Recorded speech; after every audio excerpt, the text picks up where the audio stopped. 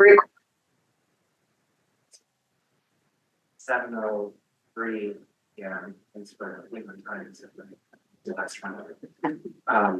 I'm Adam Crum, I'm the chair of the Northern Planning Commission.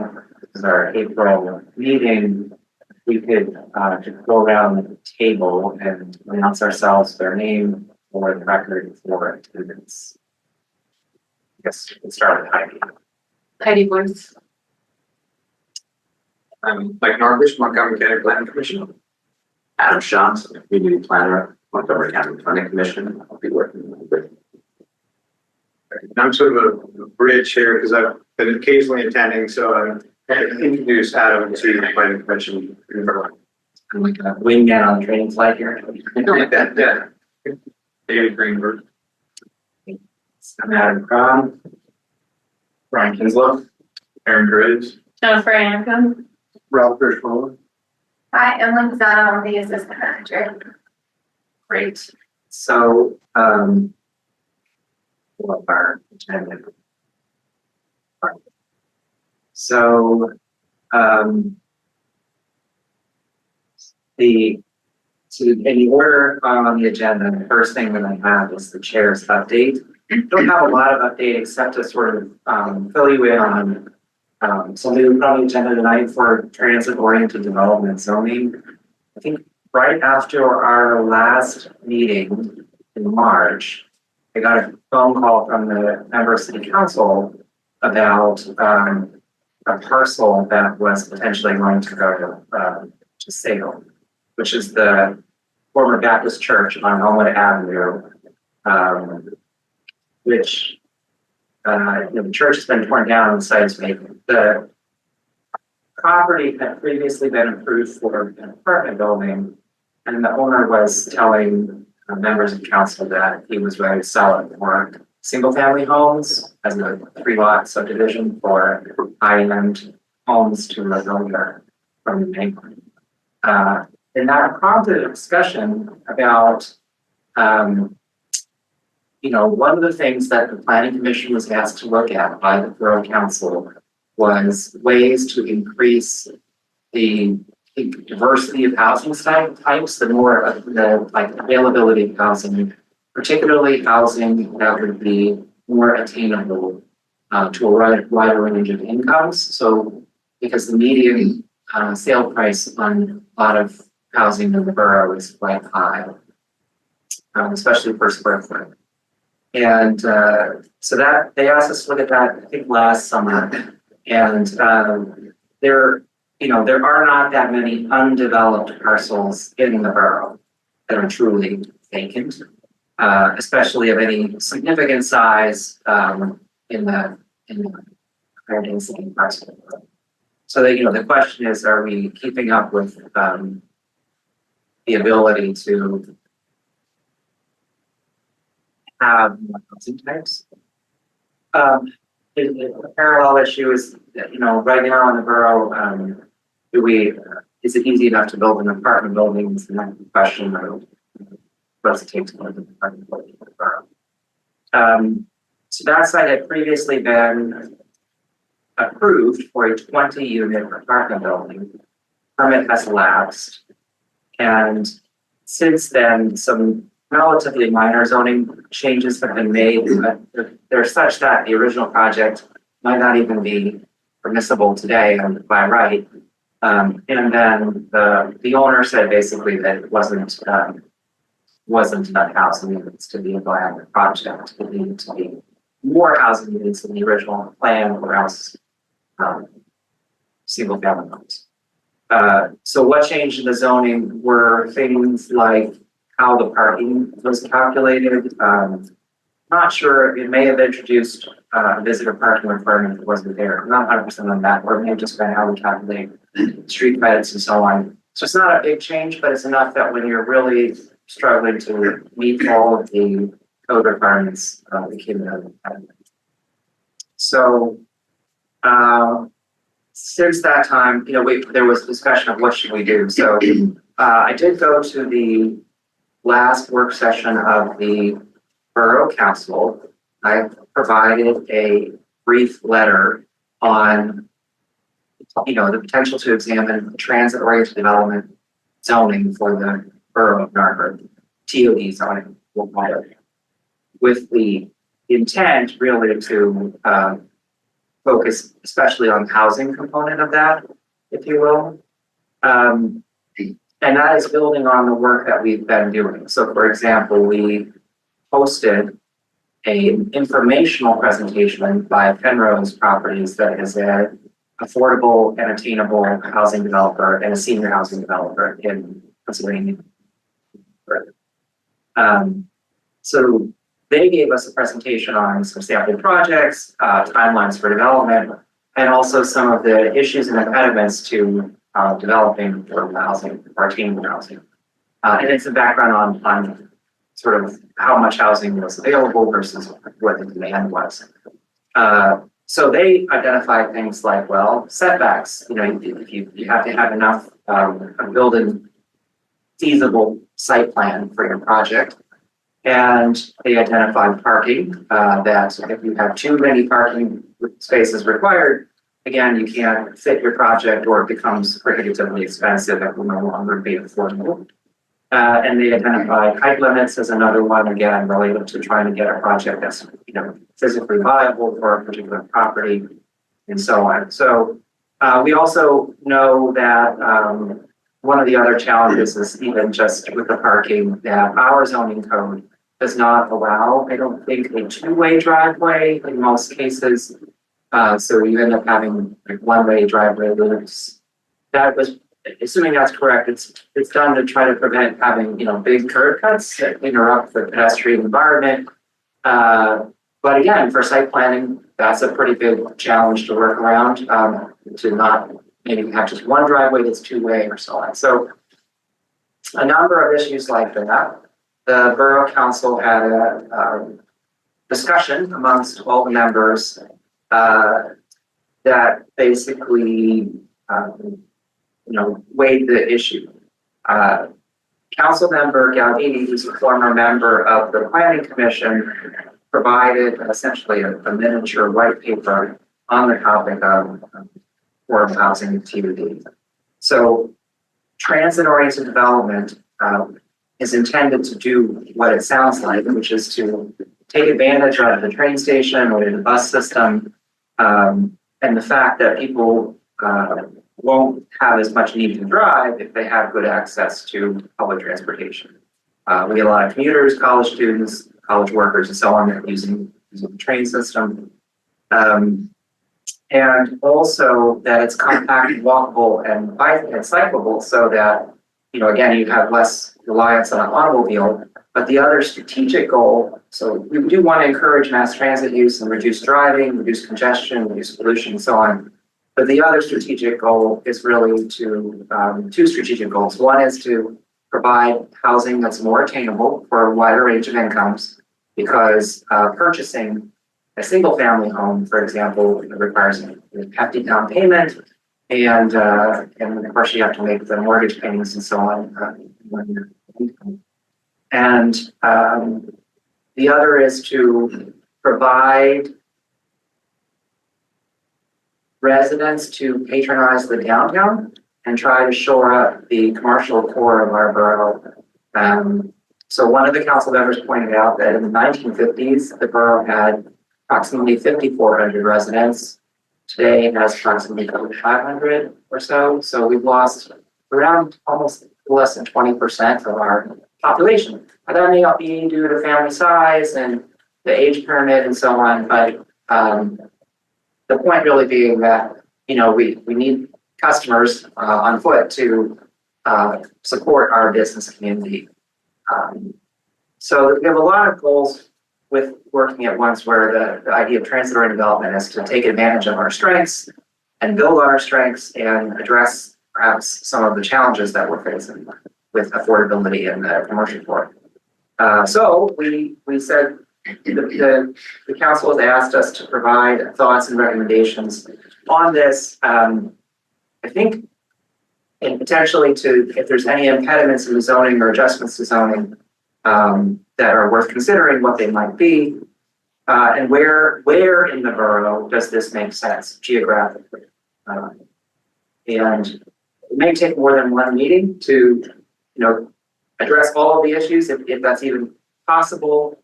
But that's where we're at. And I think that the shortest fuse item is whether or not the property owner is going to liquidate the church site, because that's one of the only sites that's not built on the borough anymore. Are there any questions? We're gonna talk about it later. We are, yeah, so we can move forward if there's no further questions. I don't have any other updates, but what I'm gonna do is, it's not on the agenda, but what I'll do is we'll look at the previous meeting minutes, and then we can also get an update from the county planners, if there is one, for general updates. So thank you to Jennifer for circulating the meeting minutes via email. If anyone, did anyone not receive them? Are there any corrections or adjustments proposed to the meeting minutes?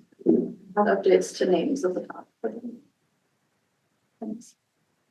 Okay, so you're going to make corrections to the attendance? Yes. Okay, any other suggestions? Any motions to adopt the minutes as presented But there were a couple of changes. with the changes to the attendees? Oh, there were also a couple of not typos exactly, but like the sentence didn't finish. Okay. I saw this. Yeah, so maybe make those corrections just before they're official. Okay. I forget which month it was. It was. Was it the First. late first month, February? Yeah, it was February. February, minor correction to the, there's a missing. Yeah, just like the end of the sentence. It's just ended up there.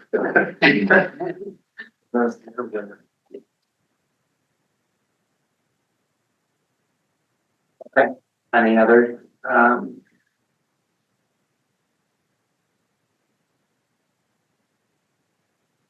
okay, but does anyone want to make a motion to adopt the minutes? Motion to adopt? Is there a second? It's been moved and seconded. We have all commissioners in favor of adopting the minutes, please say aye. Any opposed? Great, minutes are adopted for the last two meetings, and then we'll turn them over to the borough corrections for posting. Does the county planners have any updates for us this month? Yeah, I mean, I can. Why don't you introduce yourself? I can introduce myself. Yeah, I can Yeah, start of with course. that. Yeah, so my name's Adam Shams. Nice to meet you all. I've been with the county now for about 10 months.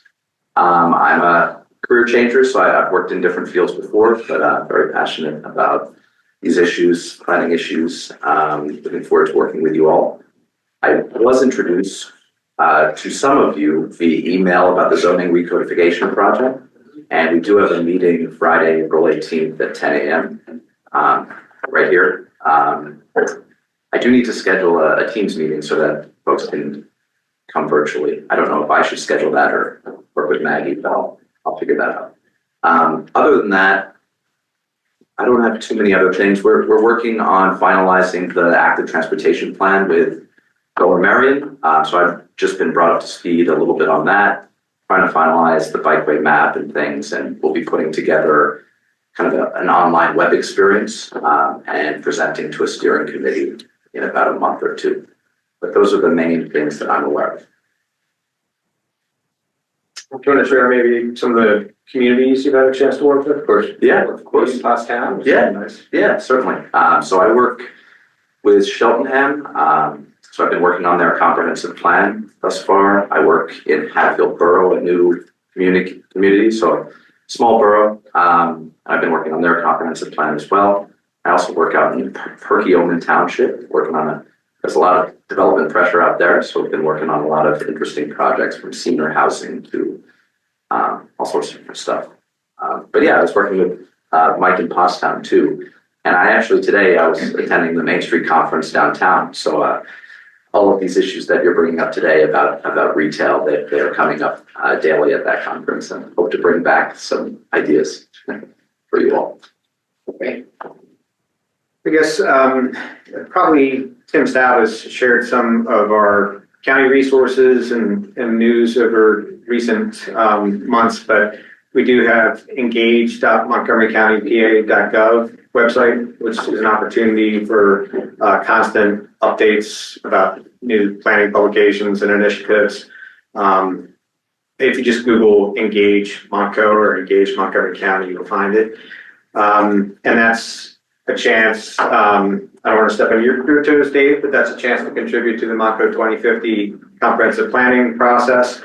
You can read what's been done there already, but also, I guess most recently, a community health assessment for the county was put out by our health department. So that might be something of interest to you all. Yeah, I don't know if you had anything to add about Montco 2050. No, so yeah, basically the overall county comprehensive plan, we are still, we're not completely done with the engagement, we're kind of done with the initial, general input, and we're starting to move into crafting some recommendations from that. But our Engage Montco is on a platform, it's called Go Local. It's essentially almost going to shoot for the link out to everyone. Basically allows for comments and different kinds of engagement on some of the issues that we put up in some of the notes and documents that we put up there. So we get people's input still, and allows you to look at other people's comments as well, to get engaged. People are saying, so it's sort of a more inclusive, multi-functional online engagement platform. It's been pretty useful for us and other county departments. So, yeah.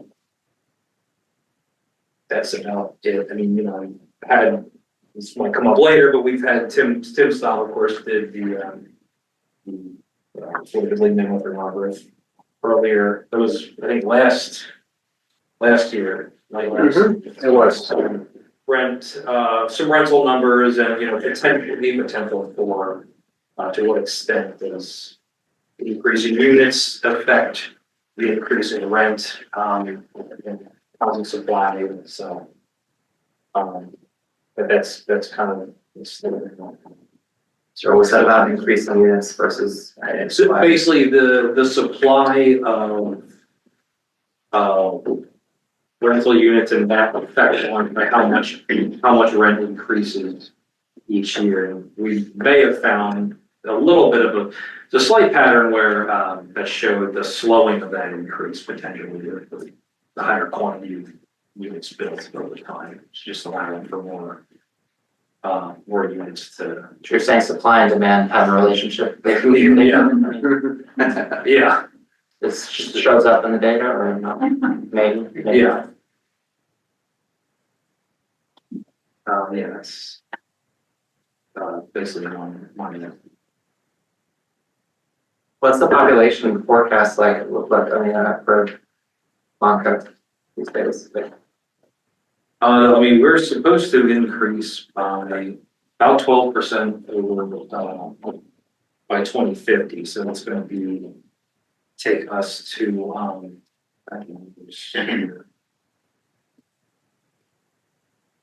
it's going to take us to we're about roughly 868 right now. Actually, we pulled the ones for as well. But yeah, about the 12% increase for the next 25 years for the whole county overall.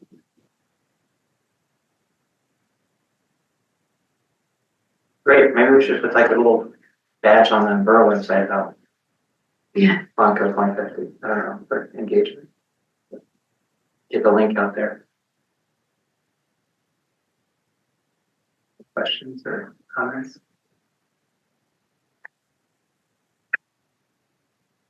Okay, well, let's continue. So let's see. I think I originally had the zoning recodification project. Todd's traveling, he's not here. Does anyone have an update on the reclassification?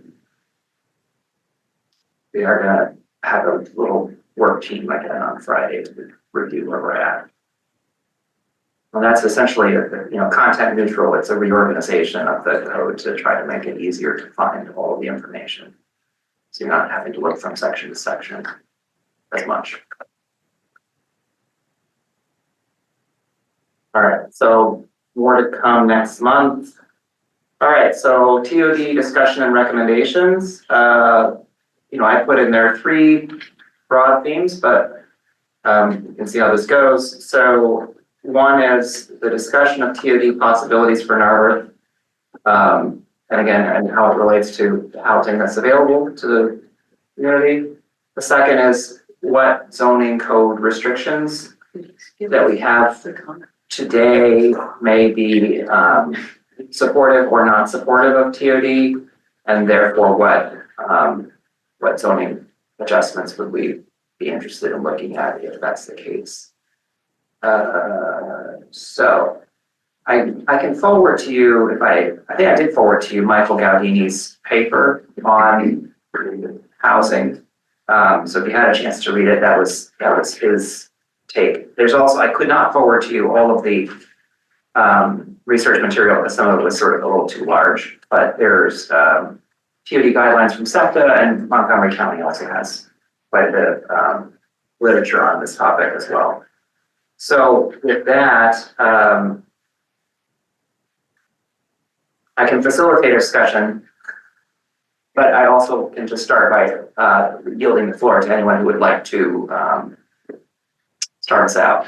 Excuse me, Yes. did you, on the agenda, it says public comment? Oh, did I put so Heidi had suggested that we take public comment at the beginning of the meeting, in case people didn't want to have to sit through the whole meeting. And then we'll have public comment again at the end of the meeting. So are there any members of the public who wish to make comments to the planning commission of the general nature? So state your name and your address for the record, please. Kimberly Deepak. I live on 237 Dudley, and I also co-own Shift Sustainable Goods downtown in Narberth. Actually really pleased to see this discussion on the agenda tonight. I've been following the Elmwood property for many, many years. I actually advocated strongly back in the day on the community side to save the church. But, that's in the past. I, as a business owner and a longtime community member, absolutely see the value in having some dense, attainable housing, apartment buildings directly adjacent to our downtown. It's no lie that Narberth downtown isn't seeing quite the walkability and the energy and the vibrancy that we once saw a few years ago. And I just know from talking to many customers that come into my shop, housing, attainability, that dream of buying a place in Narberth is very much out of reach for many of our community members now. So having some diversity in housing is absolutely something that I'm in favor of as both a business owner and a resident of the community. So I look forward to following the conversation, and I hope that we continue to think of ways to have really smart, thoughtful growth in Narberth instead of kind of being stagnant. So thank you. Thank you very much. Is anyone? Yes. Hi, I'm Jennifer Lammer. I live at 119 Windsor Avenue, where my husband has had his dental practice for the last 31 years, going on 32. And I just wanted to voice very much, since the Elmwood property is, as you stated, one of the last largest properties, to be able to have multi-housing in an apartment setup or whatever would be such a plus, given that all the structures we seem to be building right now are well over $1 million. I don't know of any properties that are coming on the market that are less than that, which is, as Kimberly said, it's unattainable by many. And I think would be great for the community to have. I think it looks like the Elm has been successful, and to have one other, as well as the existing apartment stock, particularly right next to the train, it would be just a win for a large number of votes. I have one question. I also happen to live across the street from the 202 Dudley project that has not begun yet. But as neighbors, we were posted an invitation to attend zoning meeting a couple months ago. But it turned out there was really no reason for us to be invited, since our input was way past when all the decisions for the property had been completed. And is there any way residents, neighbors can be invited, not at the zoning at the end, but at the permit or the planning process when we actually might have some input? And I don't know if that's something that can be done, but we were told at the time, the zoning is the only time residents are invited. Yeah, so my understanding is that for like a building permit, that wouldn't come to the planning commission. So it's only certain kinds of projects, like subdivisions and so on, that would have a public meeting. So that project, I don't think we ever looked at 202 Dudley. It wasn't really a public meeting, but it was specifically to neighbors who would have direct impact due to impervious surface, rain issues, all of that we impact one another so easily. But I'll just put that forth. It would be nice if neighbors could be involved in the process rather than brought in at the end when all the decisions are already made. We did discuss it at the design meeting.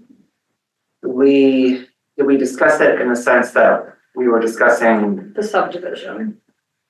Oh, right. There's a land use and That's subdivision. Yeah, right. that's the half yeah, that's a twin. That was the well, it was Width the, of the driveway. it was the extra lot that was split off, yeah, with the Yeah. swimming pool, right? That's developed. Thank you. Yeah, so I mean, that may be also just whether or not, I'll call it the agenda's being advertised, whether people know a particular project is gonna be discussed. And, is that, you're welcome to come to these meetings, provide comments, hear what the applicant has to say. And, but sometimes we only know that it's gonna be on the agenda a few days in advance. We get it from the borough, which is depending on when the applicant turns in their application, so. Yeah, so we'll definitely, consider that further feedback. Any other general public comment? Okay, well, we'll move to the agenda item 4, which is the TOD discussion and recommendations. Well, does anyone have comments to make to the general commission? Well, specific to the property in Elmwood, has a decision been made about it going to 3 lots of private housing, or is that still an open discussion as far as council is concerned? I have no information on what the owner may do. I don't know if anyone present does. I mean, what influence do we have? What influence do we have? I think, so this is just my opinion. I think that, we have 2 things, right? One is, what you might call a human relationship with the person, right? To try to foster a sense of engagement and partnership, if you will, on finding a solution that's amenable to all concerned, right? Since it is a piece of private property. And so discussing our goals and the ways that we can, work together to meet those goals. which is purely just the relationship part of it. And then the second would be whether, you know, in general, the zoning can support a commercially viable project that is not single-family homes. With regards to the, you know, the expensive things, you know, the houses will sell at what the market will bear, but there is a cost to development, and the cost to development is quite high. So, and it could get higher because, you know, the cost of lumber, for example, and other materials used in construction, you know, it will fluctuate, but it may go up from, you know, as a result of trade impacts and so on. At the same time, financing is another driver of this when it actually comes to construction itself. And those rates also change. They could come down, they could go up and so on. And then finally, you know, the end user's willingness to pay, so the market. So the ability to finance the project is a major consideration and so on. So, you know, we can't really control what the applicant does under the by right zoning. We can only ask. And so there is already a new owner? I don't know that the property's changed hands. And of course, I mean, if someone else buys it, then we, you know, potentially could ask to work with that applicant, or that owner, but, you know, they may be able to subdivide it into house lots.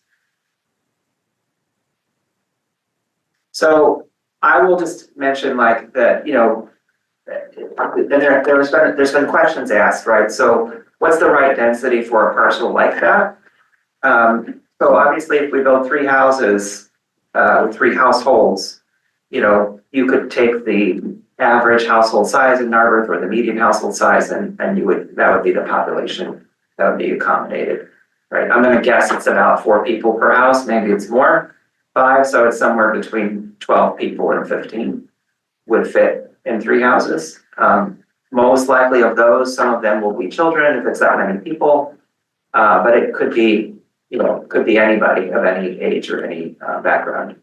And the house would likely be, you know, relatively expensive when they are finally built. Twins doesn't get you that many additional houses. You would only get 1 or 2 more houses under a twin development scenario. We could also have ADUs in the rear, but if that's allowed on this parcel, but there have not been hardly any ADUs constructed since that was made possible. And it does not allow the townhomes by right now, and then we do not allow apartment buildings by right in this zone, or really any zone. They're a conditional use. They require relatively large lots. I think it's 8,000 square feet, maybe larger. So I think this lot is big enough for an apartment building, but not by a whole huge amount. And so, you know, the parking is the apartment or condominium was asked, why not? Could we have condominiums instead of apartments? And that's really a commercially driven discussion. It wouldn't change the number of units per se. But it's just a question of whether any developers are willing to construct condominiums versus apartments. And I think it's fair to ask if, you know, the advantages or disadvantages of that, of condominiums versus apartments. But the density is roughly the same, and it's probably driven by 2 things. One is the massing that's possible on the parcel based on the setbacks and the height limit, and the other is the parking that's required. So we require 1 space per unit, and then if you have units that are 550 square feet or less, I think that there's a subsection that says that they only require half a space per unit. And then I think we require 1 visitor space for every 10 units. And you get a curb parking credit based on which street you are, on which block you are on in the borough, which in this case, I think you only get 2 off-street spaces for 198 only. So the bottom line is you can't get very many apartments based on the parking requirement and the setback and the height limit. which is 35 feet. The height limit may have also been changed. I'm not 100% sure on how it's calculated. But one of the interesting things, one of the advantages I think about 198 Elmwood is it's actually a sloping site. And that potentially could allow for a simpler design for tuck under parking, where at least some of the parking is tucked underneath the apartment building or the access from the lower part of the site. But the challenge is how you measure the height of the building, because if the floor were all built at the same level, it slopes 10 feet from end to end. So you could potentially be above the height limit by the time you're at the lower end of the parcel. So I know it's based on like an average and so on, but these are one of those complexities that really, makes it harder to develop. So anyway, so that's this parcel, which is in the, I think it requires 25 feet setback from the lot line, which ends up being more than 30 feet from the curb too. So that's the amount of front yard that you're sort of giving up. And then the parking is supposed to be behind the building. And so you just don't end up with very much lot to work with those setbacks. The historical setback on Elmwood actually for the single family homes varies. It is less than 25 feet or about 25 feet in many cases from the curb. But in other cases, it's about 25 feet or so. There are multifamily, the entire block that it's on is multifamily today. It has one single family home that's been divided into multiple units. And then across the street, across Narberth Avenue is an apartment building that's part of the historic district. So multifamily is already the predominant type of housing on this block. You know how many units are in that building? In the Woodside Court, Yeah. I do not know. No. That is it's a 3-story building. It's less than 50 according to the property records. It is a relatively, so these right. I was looking back to the Penrose presentation, and also their sample projects were about 60 units.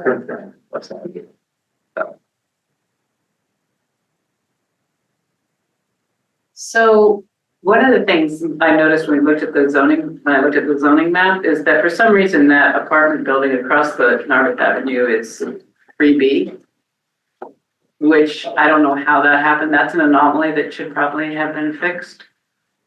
In other words, it's non-conforming. Which is wrong. It should be zoned apartments in order to fit within our. Well, I think Ideal. apartments are a conditional use. Right? No, I'm saying as an existing condition, what we were trying to do when we created the zoning code was not have non-conforming uses. So that could have helped our argument for this lot. I worry about the idea of, I don't know what we're trying to do with this lot now, since it's not zoned for apartments. And it's 2/3 apartments are a conditional use on this zoning. Oh, where does it say that in the code? It's Somewhere in the code? It's in. It's under conditional use section. I think it's under the chart that defines allowable uses. There's an abstract that says apartments per condition. It's not in the table 1, so it must be in table 2 conditional use. Just say. It's in table 3, Heidi. I'm sorry? It's in table 3 for conditional uses. Yeah. Okay, thank you.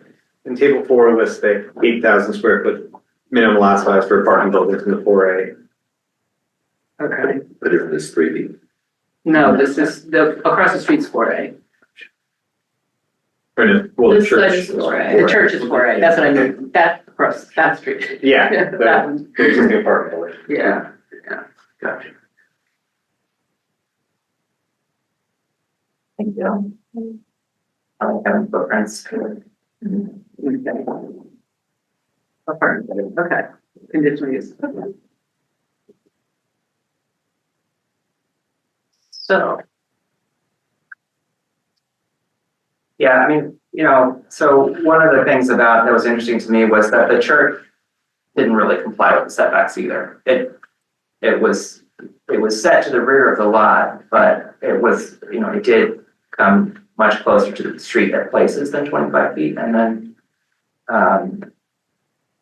it's not built to any of the house lines around it. And then it was really actually hard up against the rear lot line. There wasn't really any rear lot line buffer at all, but. What year is that church built? Well, the structure was built in several stages. And I think the oldest piece is from the mid 1800s. The corner piece was actually newer than that, But based on the location, the specific location, not having neighbors across the street, having actually more parking, street parking than, it's got about 6 spaces or so on the street, and having a large municipal parking lot nearby. There seems to be a possibility that would accommodate a possibility for looking at alterations that would allow for a larger apartment building. It's not encroaching on neighbors because of the neighbors, the septo line, and the bridge and that kind of thing. So it seems like, the owner was interested in getting something like 30 units rather than 20 units to suggest that would make it a more viable property. I think was looking for an opportunity for a plan that would allow for a building with that many units in it. Right, and that's all, there hasn't been a formal application, but our understanding is that the minimum build would be approximately 30 units, which is still a relatively small apartment project as apartment projects go. And in looking at it, it seems like if you were to relax some of the requirements, you could possibly get a 30-unit building on that site. So, but is it gonna do what we are hoping for, which is provide affordable housing? I think you have to look at it holistically because new construction will always be more expensive than existing construction, but it can offset for existing builds to either maintain their cost or like the rent sort of level out as people, there's always a population that wants that new construction. And so they may be people already in the borough who move out of those existing builds, opening up those units without significant rent increases or sort of similar. You mean the existing older buildings Mhm. would be more affordable? Than they would Which is what otherwise, Ashley was saying. than they otherwise would be. Yeah. Yeah. Right, that, I think that's why I was curious if there's actual original, there is some evidence from other cities that essentially the number of units built will temper the price of units that are just selling. Particularly with apartments as well, because it's a kind of a commodity. And the other holistic long-range view is that new buildings eventually become old buildings, but only if we build new buildings. Otherwise, if we never build anything, we'll actually lose buildings over time and there'll be scarcer supply. So by, the rents may not go up as quickly as inflation does over a longer period of time. We did, of course, have a presentation on attainable units or affordable units or senior housing. Those are specialty projects that require tax credits and public funding to buy down the rents in order to make the projects financially viable. And that is definitely something that we could continue to look at, but it still has to be, the form of the building isn't dramatically different, right? It's going to be similar size. Holistically, like not just talking about this particular site, but if we were to create a TOD overlay. Do you have examples like from MCPC of other jurisdictions that have made changes to the zoning using overlays, like reduction in parking if you fall within that overlay, or so that we're talking holistically, like I know there are only so many potential sites in the borough for this, but Well, I think just like to add though that Narberth is all walkable. So if you think about it, the whole borough is TOD.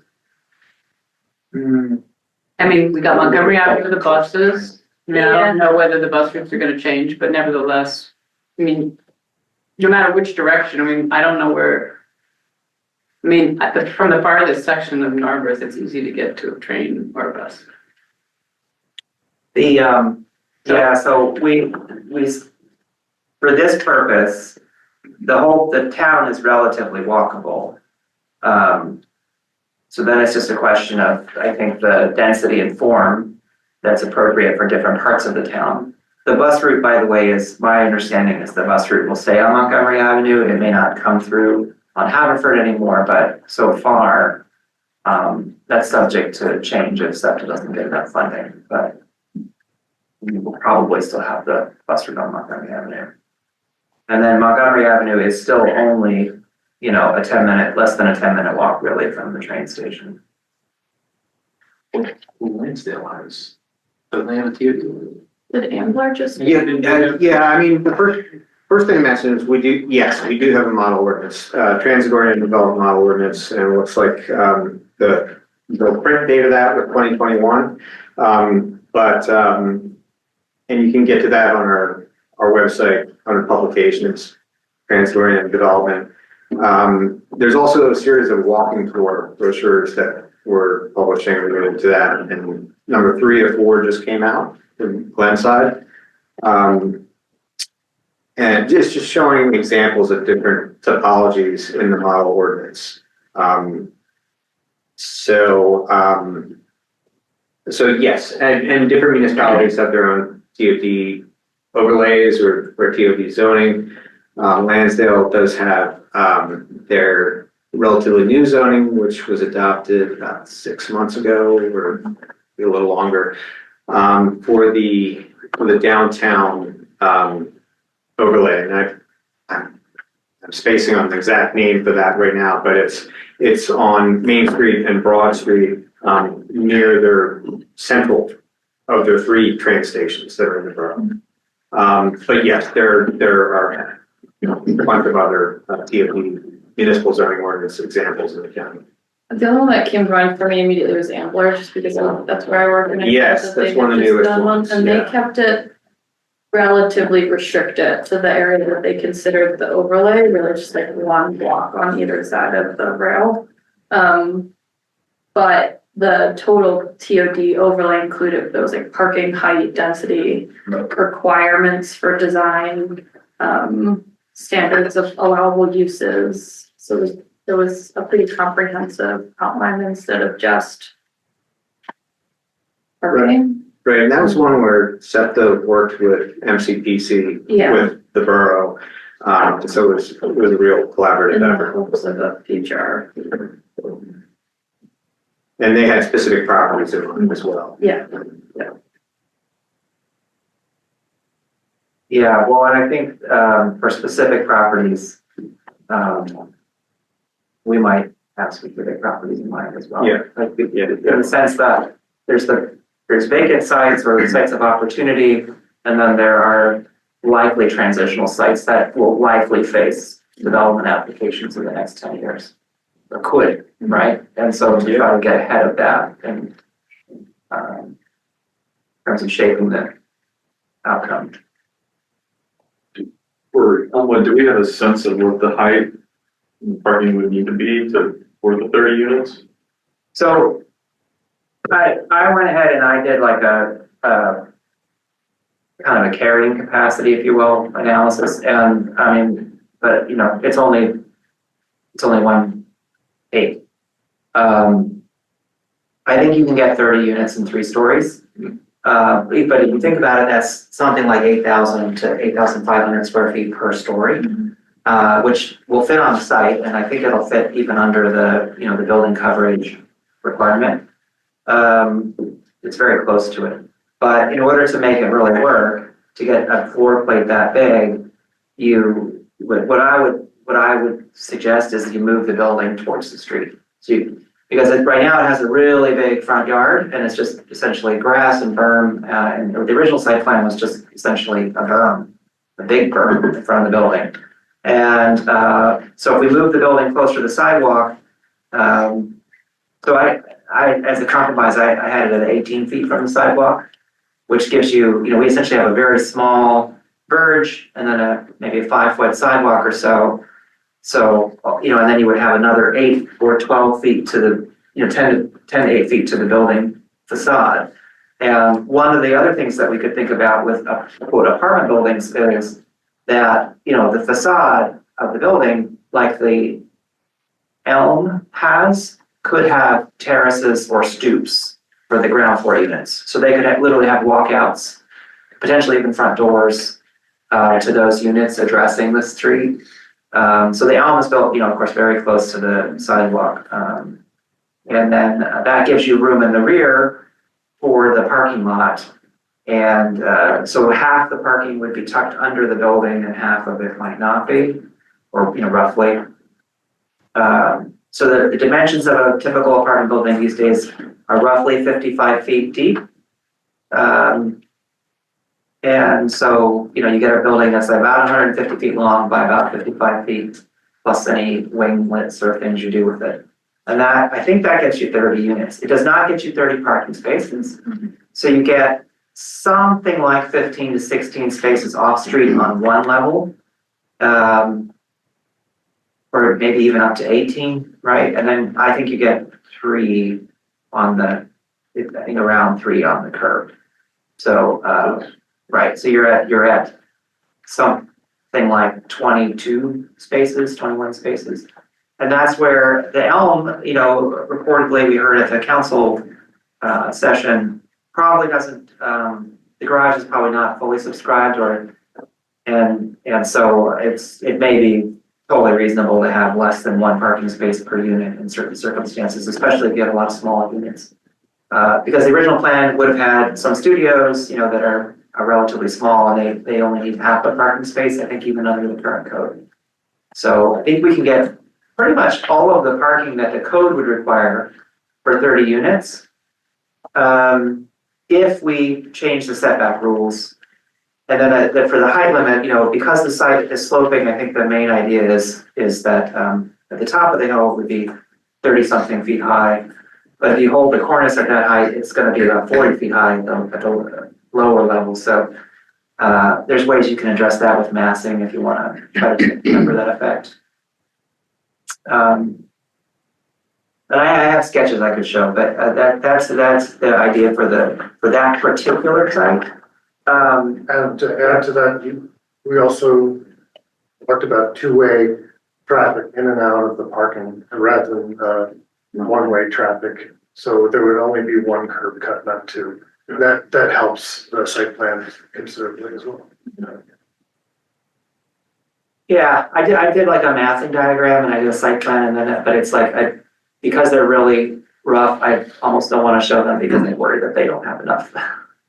Like, they'll be too ugly. But the idea would be at the lowest corner of the site, you put your driveway at the low corner, and essentially you're already 10 feet below the highest corner. So you should be able just to drive right under the building, if you will, and have the parking at the lower level of the site. And then with a 2-way driveway, it's about 20 feet wide instead of 12 feet wide or whatever. That's the idea. You can actually do a second parking deck if you had 2 driveways, one on Narberth Avenue and one on Elmwood Avenue. Because of the height difference, you could actually have the second driveway have a small deck on top of the first deck, and then you get another 6 or 8 spaces. But it's going to drive, to have a structured parking deck is expensive.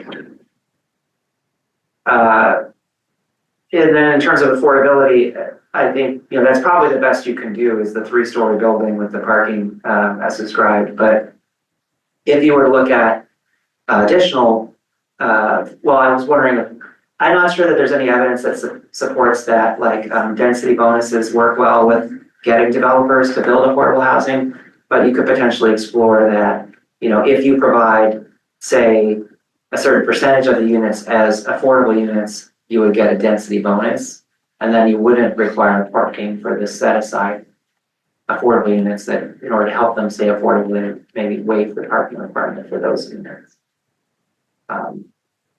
If you wanted to try to get even, you know, if you wanted to get affordable units and more units on a parcel.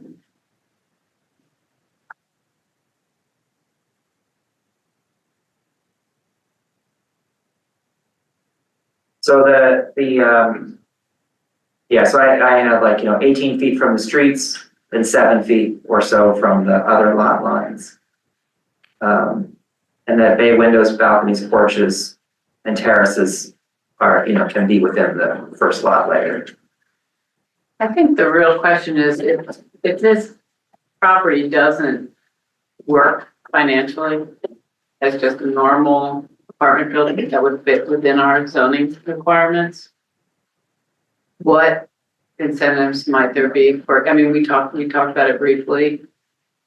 What incentives might there be for a developer who understands or can work with local governments or state governments? I don't think there's going to be any federal money, but is there any state funding available to help subsidize the cost of building more affordable units? And that would be a question for the county. I don't know whether you're aware of anything. But I mean, I really think we ought to try to push in that direction rather than just try to create another Elm. I mean, I appreciate the idea that maybe people will move there who will move out of older apartment buildings, but I think that's kind of disingenuous about what we really are after here. I mean, why not just create affordable units right off the bat? And why not promote that idea? Most affordable relies on local jurisdiction offset or state or federal. So maybe that's what we should be looking at. That's what I'm saying. And I don't want to necessarily, I mean, I was making a suggestion that Narberth is walkable throughout. And obviously we don't want apartments throughout. And we've already designated in the form zoning code where we thought apartments would be best. And of course, Montgomery Avenue is an ideal zone. Mm-hmm. The downtown is an ideal zone. And there may be some properties, other properties in the downtown that are possible. So I'm just trying to think of how do you make a developer want to build affordable housing?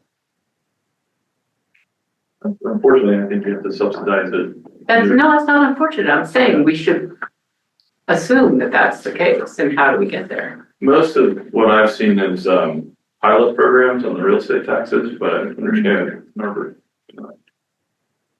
impact on the real estate taxes goes through Montgomery County. Sorry. Is that right? Or Lower Merion. I'm sorry, what was the question?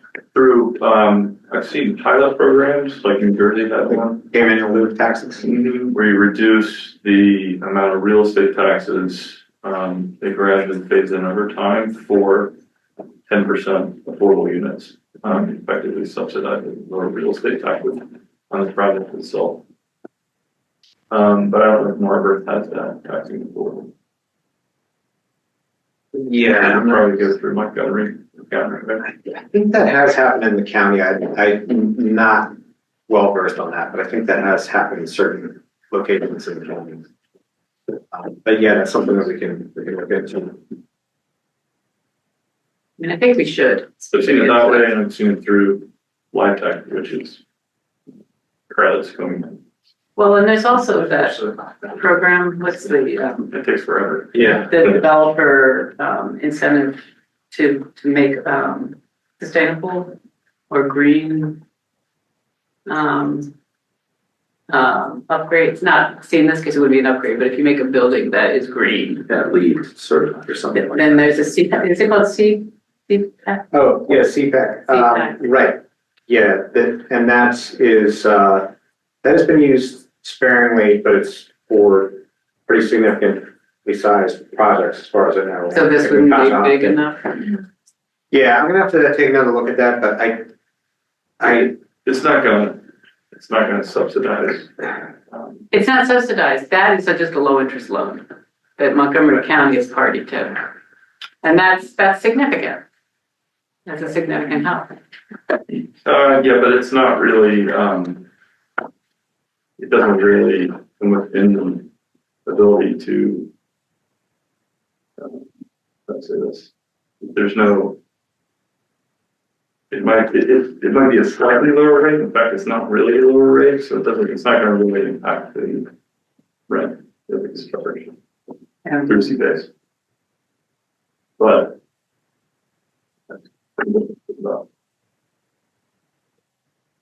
The, in terms of sites, right, like, so Penrose's slide presentation, which we could recirculate again, their projects were roughly 60 to 70 units in many cases. The Elm is, I think, around 50 something units, 52 units, something like that. And I think that's sort of, there's probably, and those are relatively small projects vis-a-vis, you know, what we're seeing in Conshohocken and these places with suburban developments with hundreds of apartments, right? But in Ardmore, you see buildings with 50 to 60 to 70 to 80 units. And so there's probably a sort of feasible size that's in that 50 to 80 unit range. The Elm is, builds out almost the entire site at 4 stories with the structured parking. And the Elm replaced essentially a low-density office building, I think was what was there before. And so if we think about where we have the opportunity to put a housing development like that, you know, it potentially could be the redevelopment of an office building or a building of that nature, that's especially when it's not occupying much of the site in the downtown core, for example, or we could also look at Montgomery Avenue as another location. On the south side of the tracks, you have the church site as the primary one, and you have the train station itself is unlikely to be developed, but not impossible to imagine. Potentially putting an actual structure on the train station site. I also was wondering if there's a way that individual smaller buildings could be part of a management company's portfolio, that might be a way to, even though the buildings are small, if you have 2 of them or 3 of them, it's a critical mass for managing those properties. So, all right, well,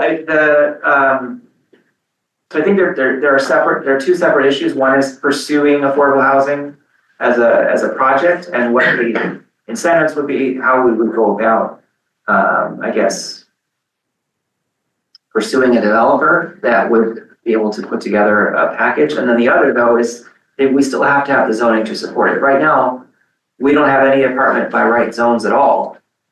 The downtown is mixed use. You have to have a commercial element, for example. And generally, we don't have a apartment friendly zoning at the moment.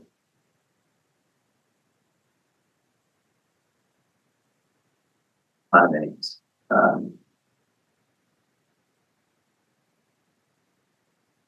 So one thought was if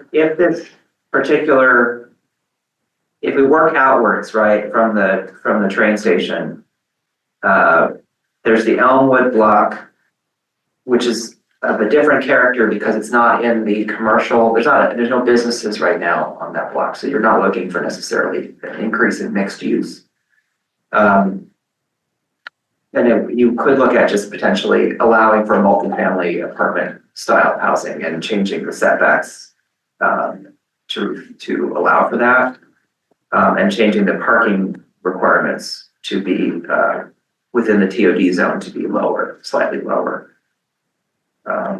Still providing probably parking assuming that we still want to require parking, but less than 1 per unit. And then also to specify the frontage types that would be allowed, because right now, for example, we don't allow terraces as a type for the buildings. We might also in the TOD zone allow for ancillary retail, which is something we don't currently allow for any commercial use. That came up with the Price House. Forget what he wanted to do with put something like that. So imagine that, you know, your apartment building has a yoga studio or something in it that operates as a business. It's an amenity, but it's really an ancillary element to the project, which would not be allowed in the residential zoning today. Potentially, it depends.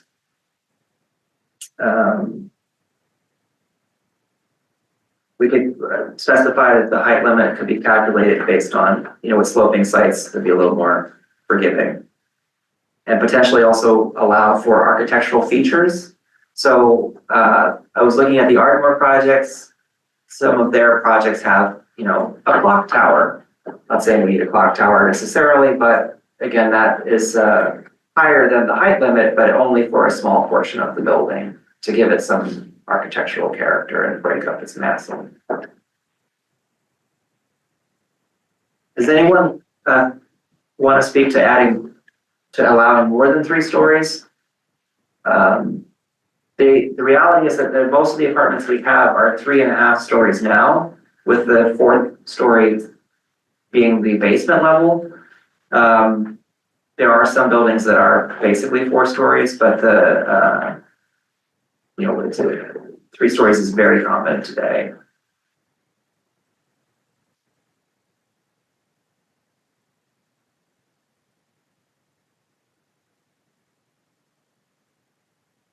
Allowing that 4th story as a matter of a bonus for meeting requirement or meeting, for example, affordable housing targets.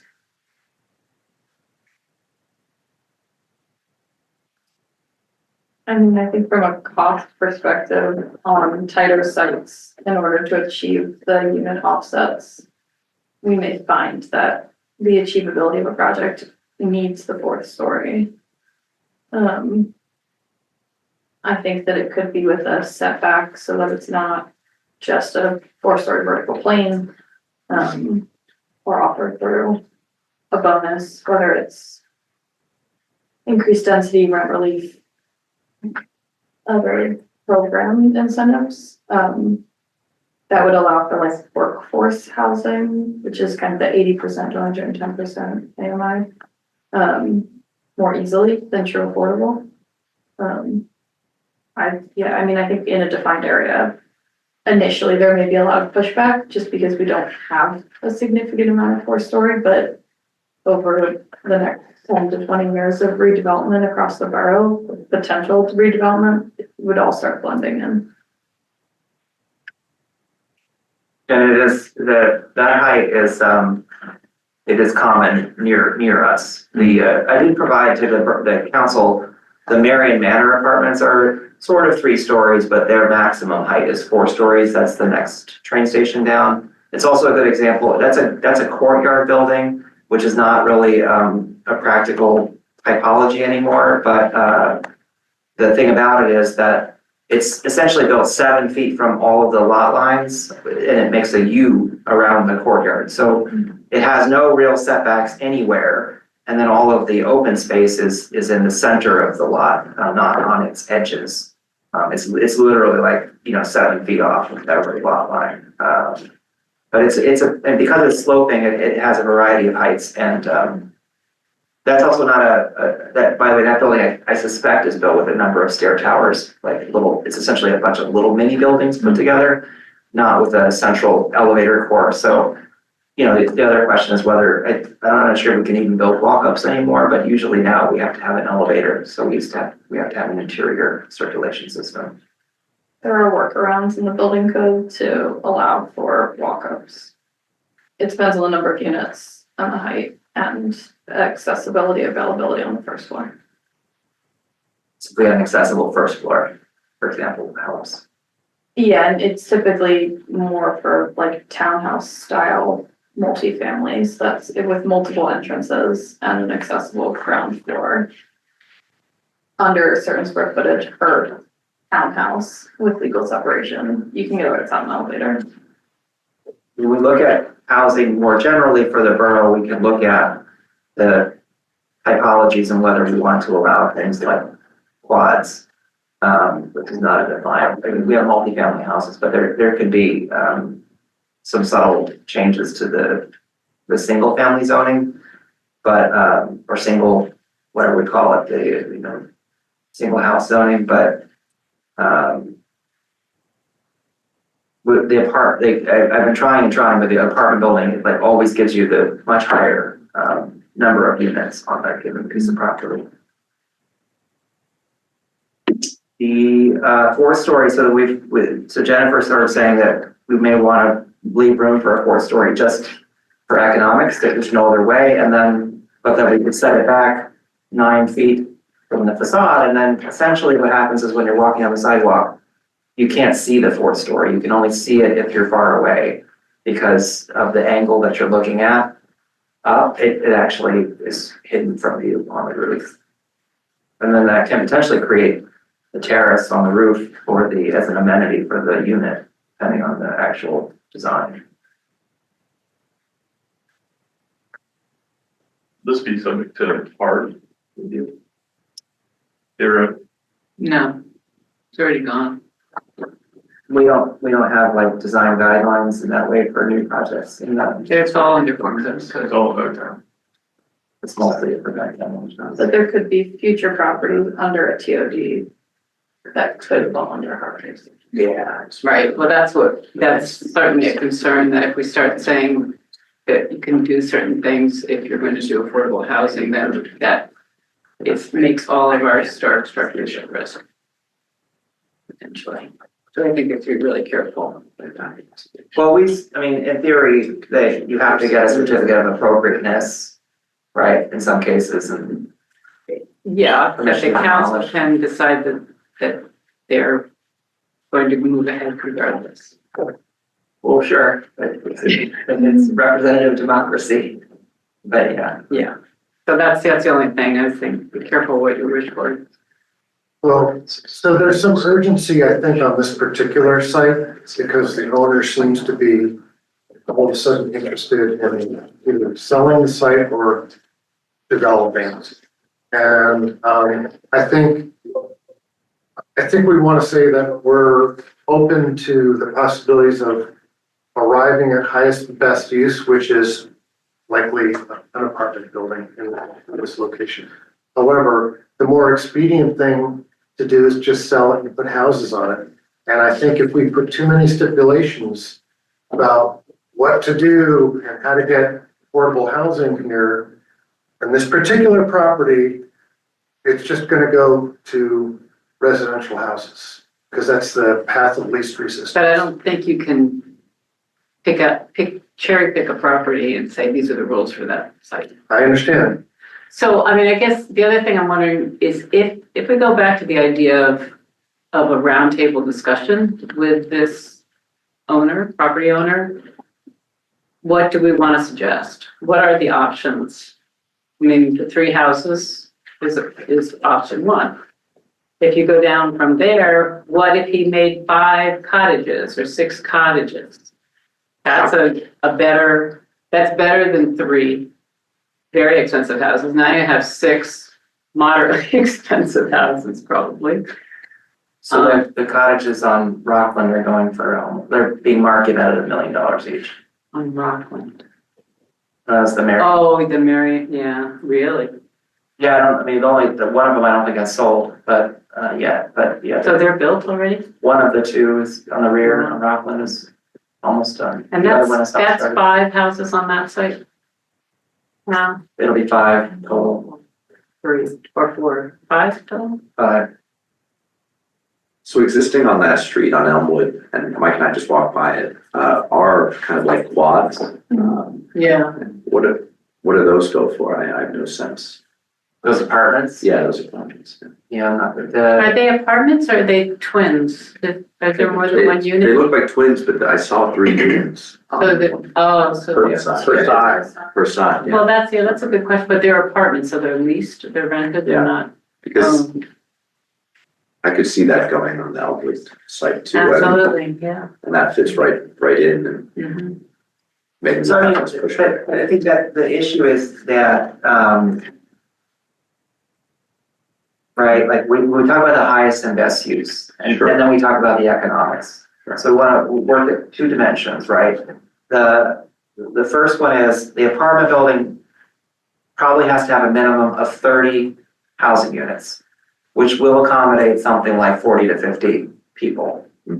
If we put in 6 cottages, we're down to 15 to 20 people on the same piece of property. And then chances are the 6 cottages, the way things are going, will be significantly more expensive to live in than the apartments, because quite a few of the 30 apartments would have been, you know, studios and 1-bedroom apartments, like relatively small.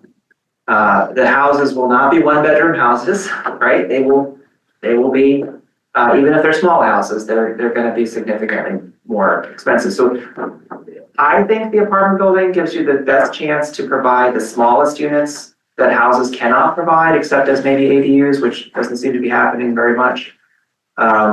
Or lodging, you know, rentals, renting rooms and stuff, it doesn't happen very much either. As well, and you can still have 1 and 2 bedroom units, or 2-bedroom and 3-bedroom units, if you could potentially have a variety of sizes in one building. Do we know what people are looking for? Are people coming to Narberth looking for apartments? Well, the Elm is totally leased up, right? I know, but those apartments are very expensive. They Those are. are people who are downsizing from big houses elsewhere. And I just wonder, is that what we're looking for? I think we are looking for something for everyone, but what we're feeling, this is just one person's impression of what's going on, but the idea of purchasing the $1 million homes is not attainable for everyone, right? And so, what's the best that we can do to provide a range of housing types, housing affordability? Well, I think the question asked about what those pods are going for and how many people actually live in each one of those structures. And so it looks like in 2023, the rent was listed for $23.75 a month, and it's a 2-bedroom, 2-bath, 950 square feet. And is there 2 of those There must be, but in each half? yes. Okay. They were recently expanded as well. Yes, so like 3 on each side, yeah. Okay, so there could be 6 units in the total block. Because the concern is that the new apartments downtown are renting at very high, Or like basically it's the same 2-bedroom. for like 1-bedrooms. Yeah, Yeah, yeah. but Montgomery County holistically was just ranked in the top 10 most competitive rental markets in the country.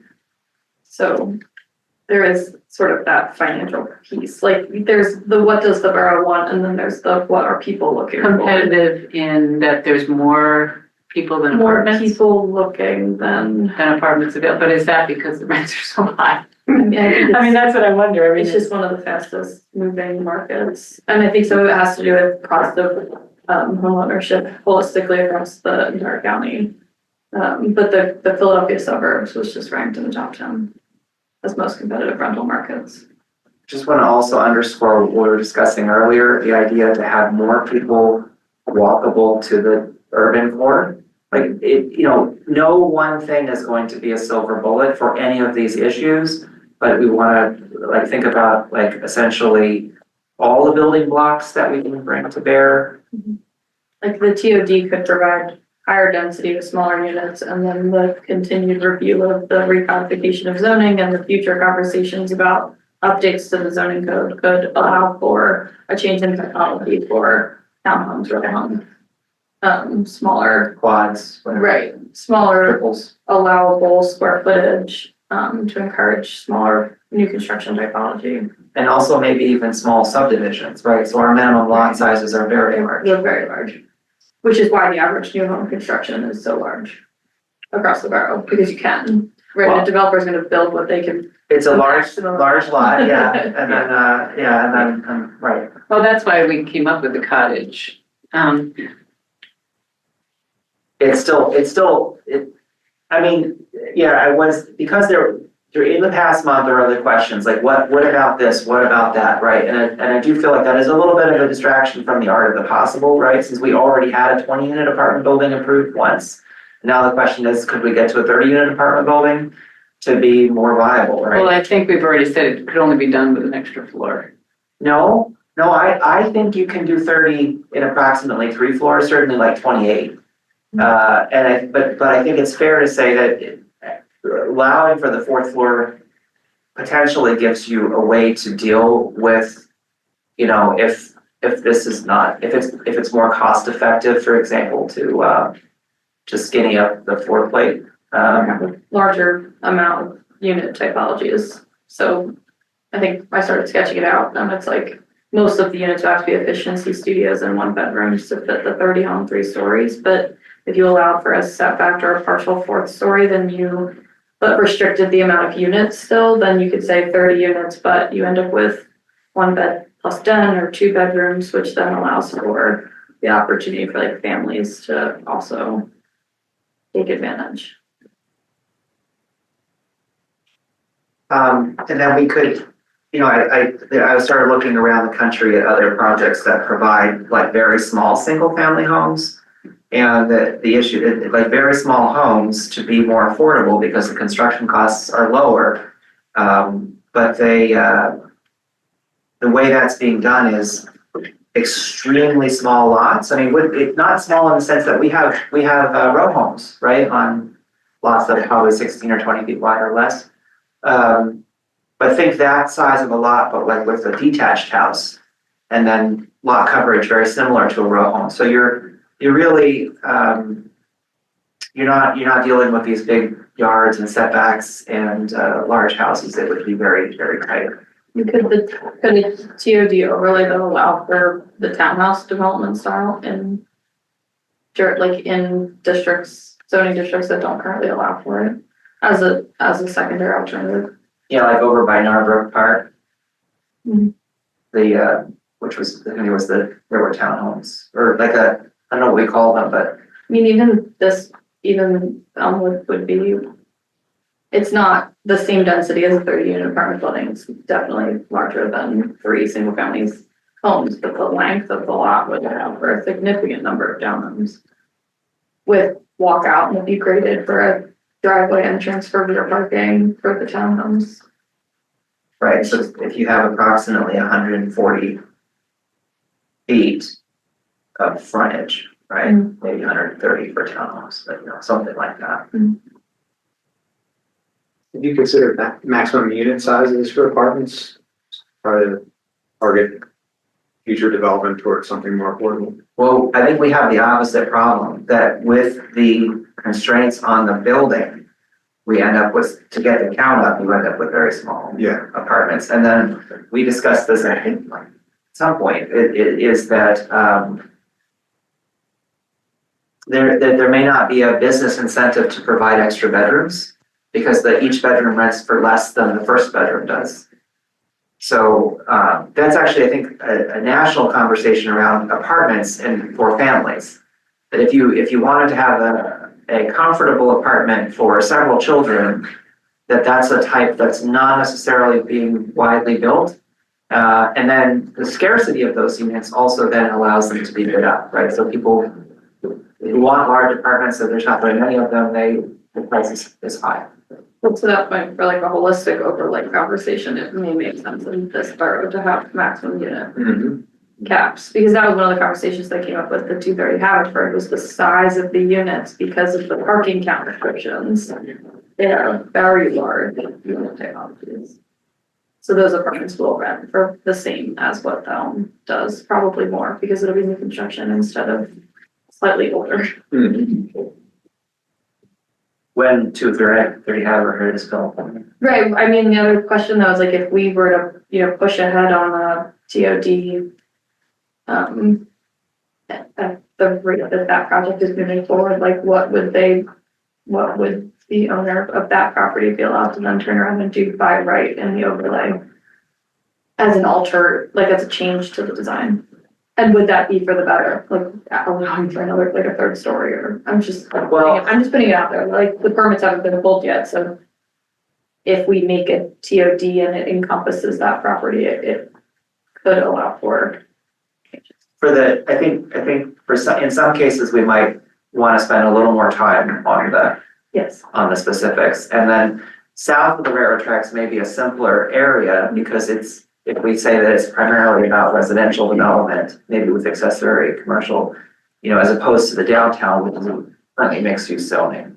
So the TOD south of the railroad tracks could apply to the, say, the train station, for example, right? That you could build an apartment building on the train station, that you don't have to have a ground floor retail use, which would take up space, but may not have a commercially viable tenant.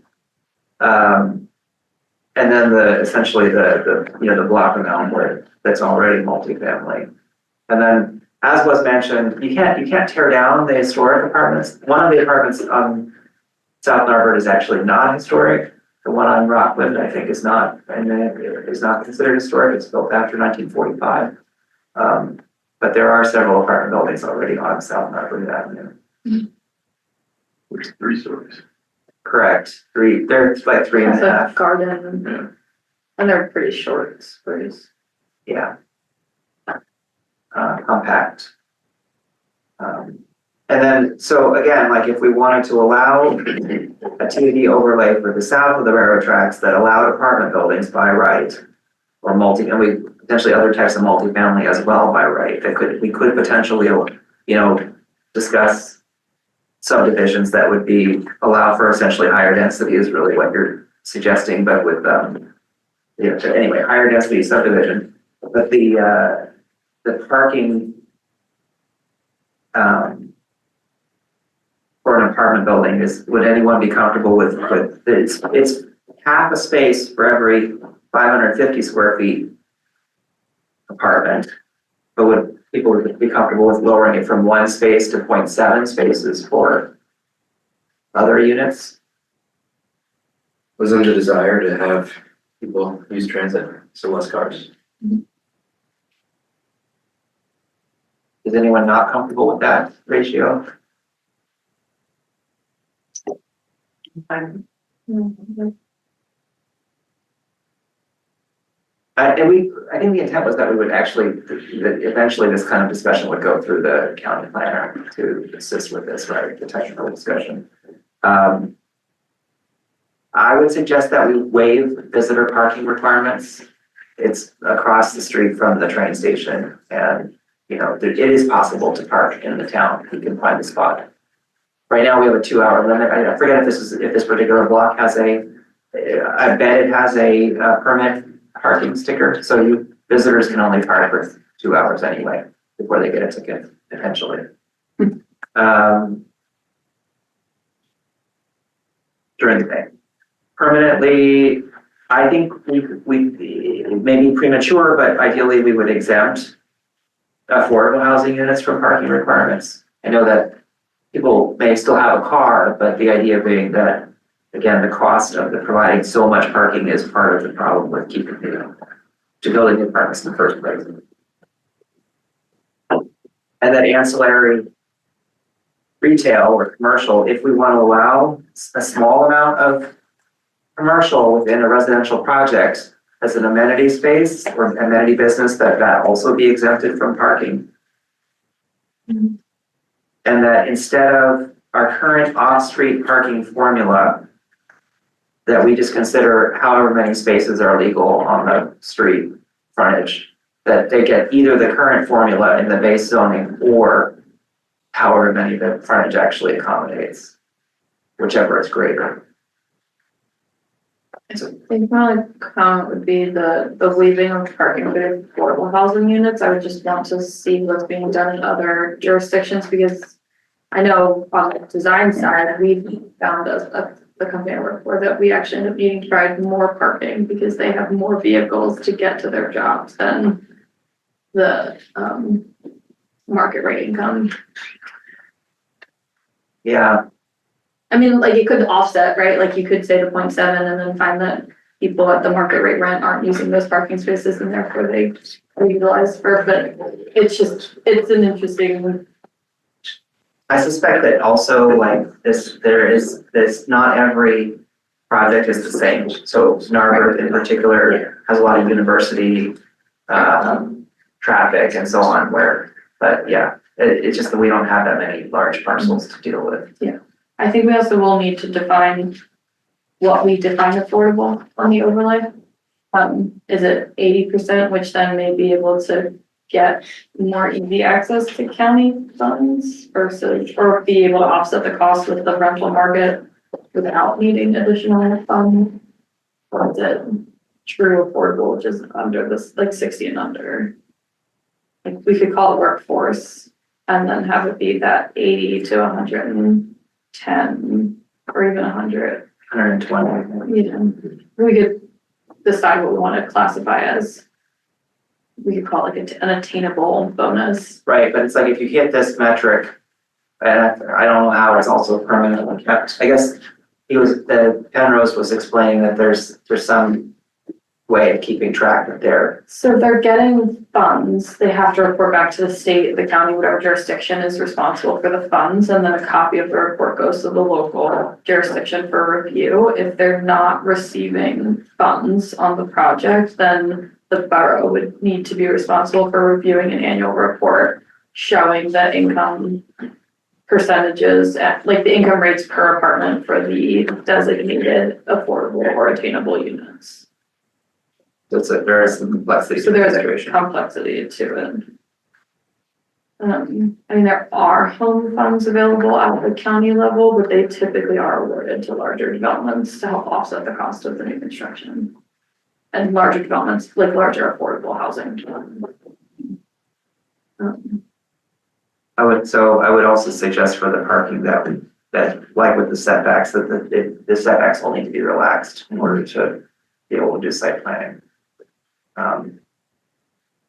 Not that we would put parking in the first lot layer. We could say that that's not allowed, but in all the other lot layers, like do not have massive setbacks. Then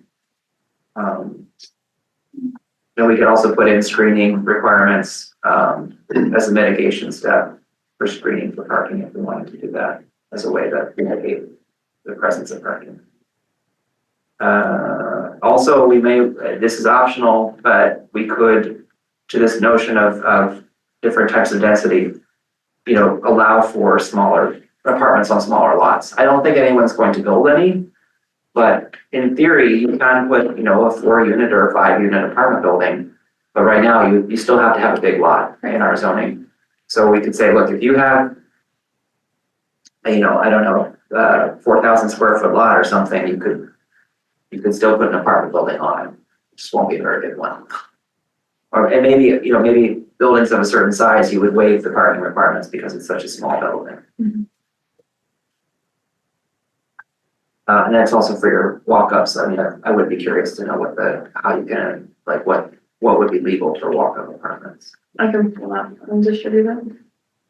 One of the very common affordable housing typologies historically is the triple decker, which is Boston's predominant type, for example, where the owner typically occupies one of the 3 units and then rents out 2 floors out of 3.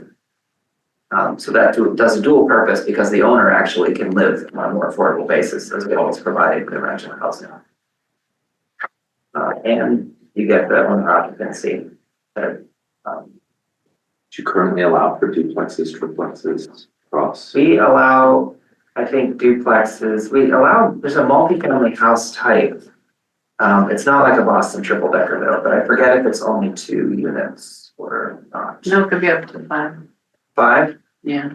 Yeah, and how big is the lot? Do you know? 75, 6,000. Is Kevin still? In tiers, it's 3,000 per unit, 3,000. which means that most of our single-family houses are non-conforming today because they don't conform with the lot size requirements. Yeah, and generally the lot size requirements are pretty large. So this could have 6 units on it at 18,000 square feet. Mm-hmm.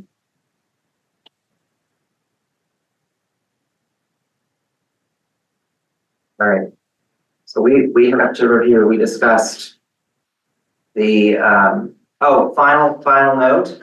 in my notes anyway, I guess, the 4B general urban open zone, which is like Woodbine Avenue, that one allows 90% lot coverage. Whereas it's much higher lot coverage ratio. I think for the Elmwood site, I was reading the previous application, there's an ordinance that requires reducing stormwater runoff when doing a development. I think the fact that they tore down the church, I don't know how that works now, like what you're measuring, because now it's a vacant lot. But they were previously dealing with stormwater through engineered solutions, right? But you actually need to reduce, I think, from the current condition, the amount of runoff.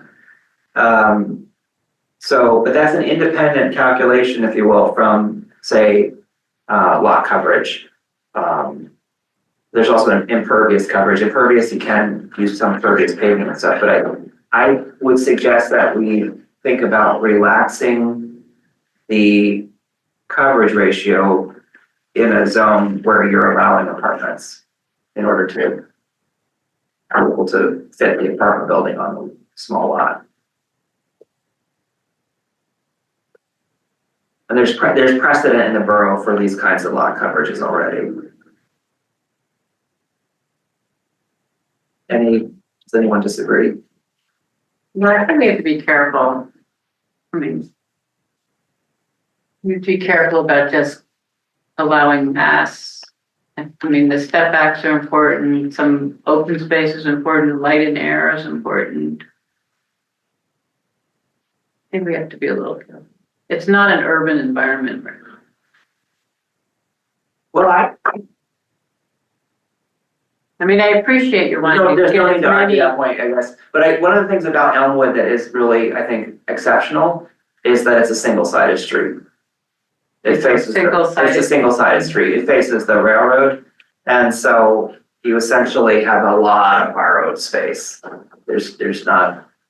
But one of the purposes of the setback and one of the goals of the Form Zoning Code is to maintain setbacks on the street. So that you don't all of a sudden have a building jutting out in front of everything else as you move down the street. Yeah, but you won't on Elmwood. That's the thing, right? It's not gonna. Issue. No, I mean, we can, after the meeting, we can look at the actual parcel, because what happens is that street, for example, curves. No, I know, I'm looking at it now. Yeah, you won't get that effect, but Yeah. even, yeah, and then I think this issue of what the setbacks are. You're right. We actually have a lot of buildings in town that do not comply with setbacks that we have in the zoning at all. Like, for example, this building, which I know is an institutional building, has 0 lot line setback. But it's, On a single no, family it's on, well, kind of, it's on line with the buildings that are up there. This is the anomaly, I think, right? So that's the total anomaly. The one across the street is different. I mean, you know. So that's what I'm getting at. Like. You know what I'm saying. Right, yes, I absolutely do. I think that part of what Jennifer was saying that was interesting is that if perhaps the Lansdale overlay has some elements to control architecture, to control massing, to control all these issues, I think we need to be careful not to require overly elaborate fenestration, overly elaborate materials and massing that basically make the project even more expensive, but that you do mitigate the massing and the bulk with architecture and layout, right? So I have the PowerPoint of the Amber one. Yeah, that's the only thing I could find, because Atwood doesn't publish their zoning code, but yeah, The presentation. the presentation goes through architectural standards, and It's just a really interesting set of sketches that make. Can you put them up there? Is there a website? Yeah. yeah, it's a link, yeah. living here, I think too, just as an offhand, it's, the first impression you have is of this great environment. And if you take off the rose-colored glasses first in a moment, then you look around, it's like, there's a fair amount of chaos in the architecture, and it's a relatively very organic, right? Like It has grown up over a number of years, a number of different styles and relatively affordable construction. So yeah, the Borough Hall is a key example, right? It's on a single family street, it's a firehouse. And it's, zero lot line at the corner across the street, but they actually have an extra side yard. It's almost a second lot, but it's not. And then beyond that is another building with no setback at all. And then another one that has parking on the sidewalk, which is totally not really kosher either. So it's a real diversity of conditions. This is an extension of the downtown. Okay. I would argue that the church, for example, was an institutional building of a similar character where, it's in a residential area, but it's totally different than everything else. Yeah, I'm not. Yeah, it's like sketches. Oh, just for one. Oh, here we go. Okay. Yeah. So the overlay itself is very small area. I will say it is part of the true downtown. So the definitions of where allowable building is So there's more. would be on that, similar. right? But this is a good representation of the sketches that show. We just share the screen real quick. Again, around Ambler from September, they have the adopted ordinance. They do have the adopted ordinance. And it goes into their density bonus, which is basically what you guys are describing, setbacks above 3 stories, for, lead uses, I think 80% AMI. Right. The Ardmore buildings are up to 8 stories high, the new ones. I know. And then but even the lower scale one, I think is 5 or 6, but it's set back at the 4th story when you're actually walking down the street, you can't see the upper stories. I think Antwerp goes up to 5. Sort of, because their maximum density is actually really low for the acreage for the goal of the project. And they have minimum dwelling sizes for the downtown as opposed to maximum. Yes. A very example. Ardmore. Yeah. So this is definitely much more of a downtown TOD as opposed to a residential, like the residential sector, that would be some of the streets that would probably be included for Narberth. But as we look on this side of the tracks, we are on the downtown, for example. And as we look at Montgomery Avenue, it's, you're gonna need an urban character to create a pedestrian environment. Mm-hmm. So in this case, a lot of the requirements included commercial ground floor. And so they didn't want significant setbacks in order to encourage commercial access. But it was still 15 feet from the curb. 15 from the curb.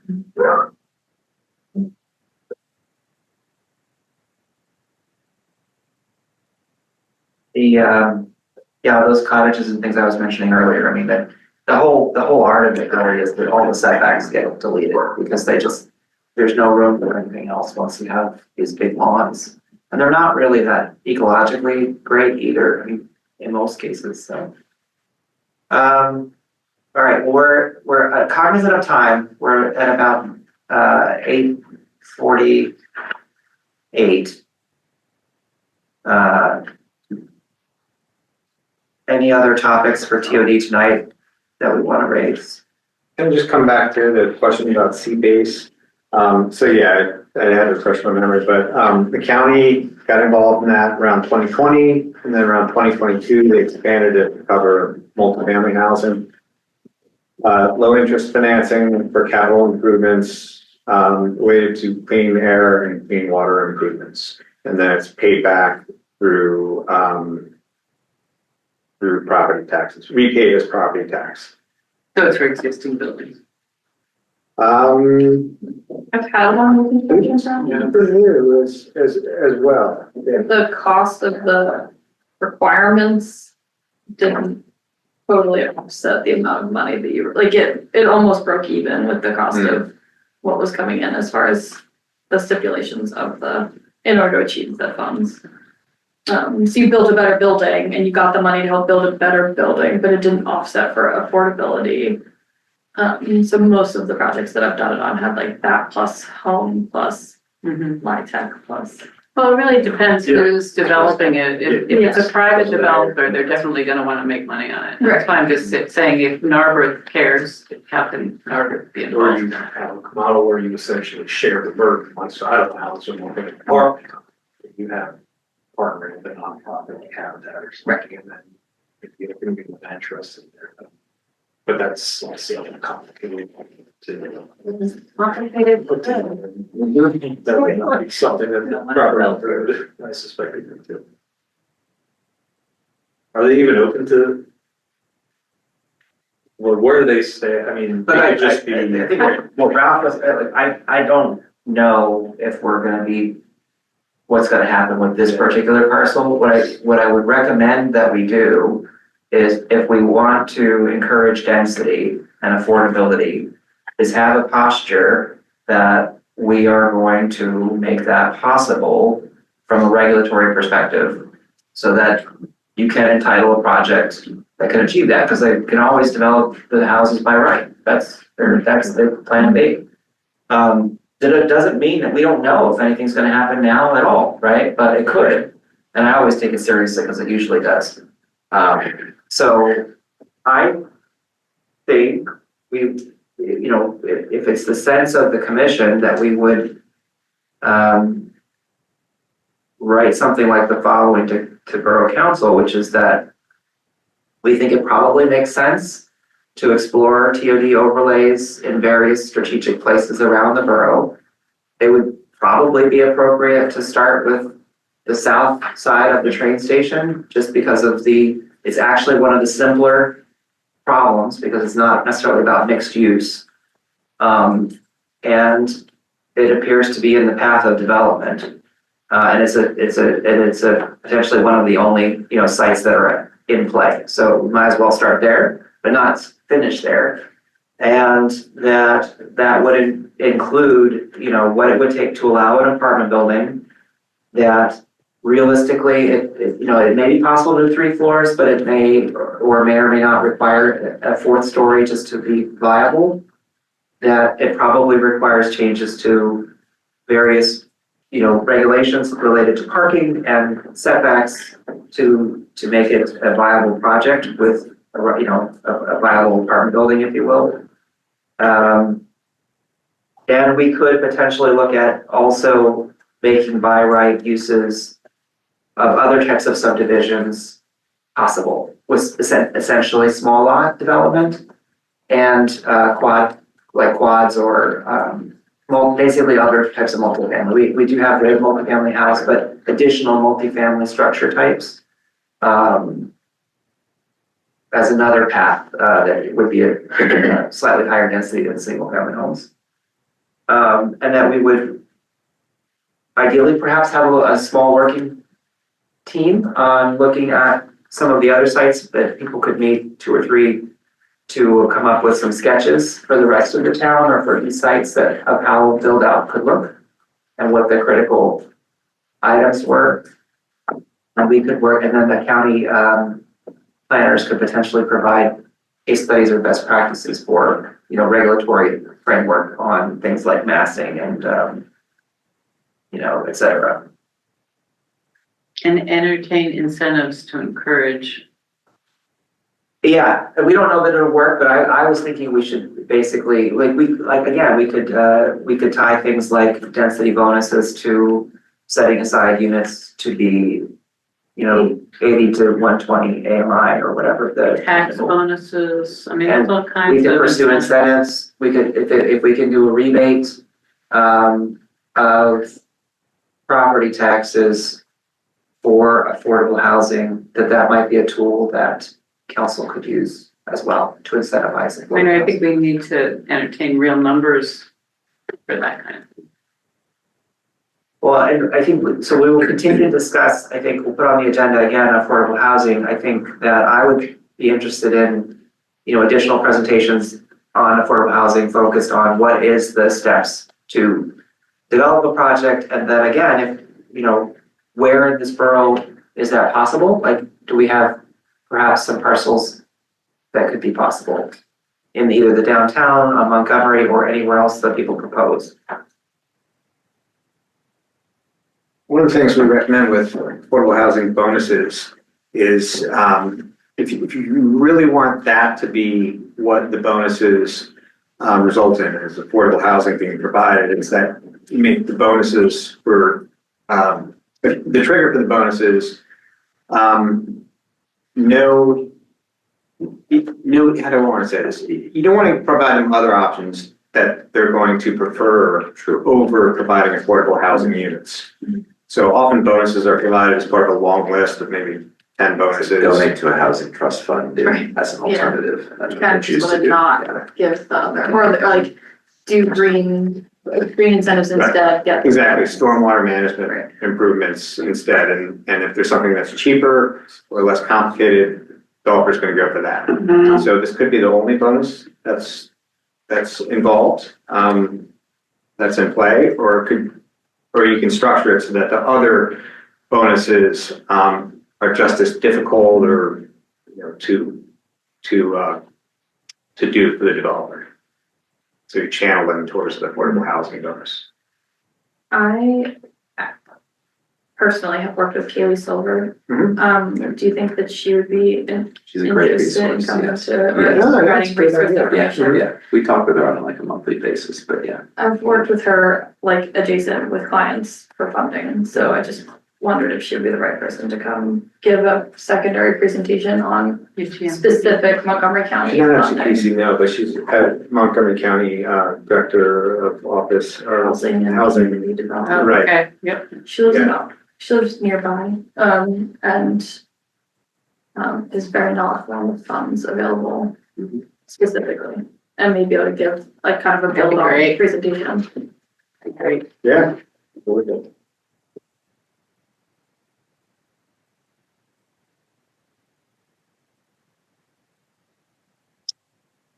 Does anyone want to have anything that I should be putting on the agenda for next month then, specifically? Kaylee Silver. Yeah, we'll try to. Well, yeah, we'll work on setting up a session with her. It might not be at this Yeah. commission meeting. Are there components that we've talked about tonight that could be reviewed over the next 4 weeks and kind of re-presented with the research behind it for the next meeting? Or do we need to go back to council and confirm that they want us to continue to pursue this conversation first? We can stand by and see if we get further direction, and if we don't get further direction, then I think that, yeah, what we would be moving towards would be potentially something like a TOD zoning overlay. I mean, ultimately that would go to them, right? But it would basically put this in writing. But for this particular site, if there's a owner involved, can't just work without their input. I guess it gets, I mean, it's a little bit complicated because if we work towards it in a city, it's like we're spot zoning. I mean, I don't have a lot of, knowledge about spot zoning, but I also wondering if people are sort of creating a paper tiger on that. It's like, we can rezone the block and rezone the train station. It's not one parcel. Yeah. And we're dealing with, essentially the need to adapt the zoning code to the fact that we can't build apartment buildings, right? So we want to allow apartment buildings next to the train station. I'm not seeing the spot zoning nexus there, but Well, I guess if, unless we know for sure that there is interest from that owner, it doesn't make sense to engage in conversation, and then if we engage one person, do we need to engage a second, or does it matter? I'm not aware. I'm not aware that it does matter. Yeah. And then I think the other engagement is with SEPTA potentially on the train station. And maybe it's the same zoning for the train station parcel. That will definitely drag out this process. No, I mean, it's not that, anyway, actually, So that's downtown, if I'm reading this correctly, right? 5A, the train station? Train station's 5A. but ironically, that would require ground floor commercial. You might want some commercial, but again, it's like how viable would that be, Well, right? I think the other thing you have to remember is that whatever we recommend, we're part of a community. So you can't just say, we want to put affordable housing on a lot. We have to say, how is this benefiting the borough? And that's part of our comprehensive plan, that everything that planning commission recommends should be part of the big picture.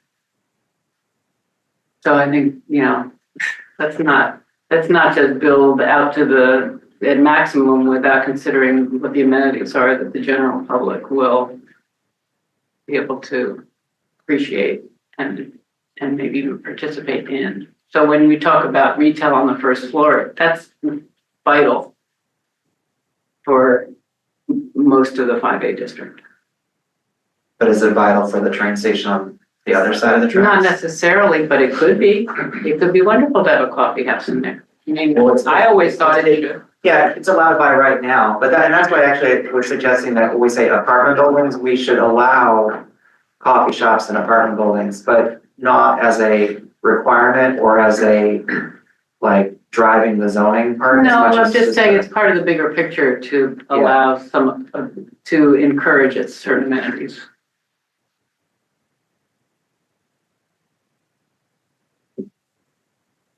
I would envision like essentially we would potentially have a zone south of the tracks and then do it again north of the tracks in the downtown to think through the issue. Because right now it's all mixed use or nothing. And then we have some parcels that are in more than one zone. So the more restrictive zone may control that parcel. And then also look at Montgomery Avenue and possibly any other sites that people identify for railway.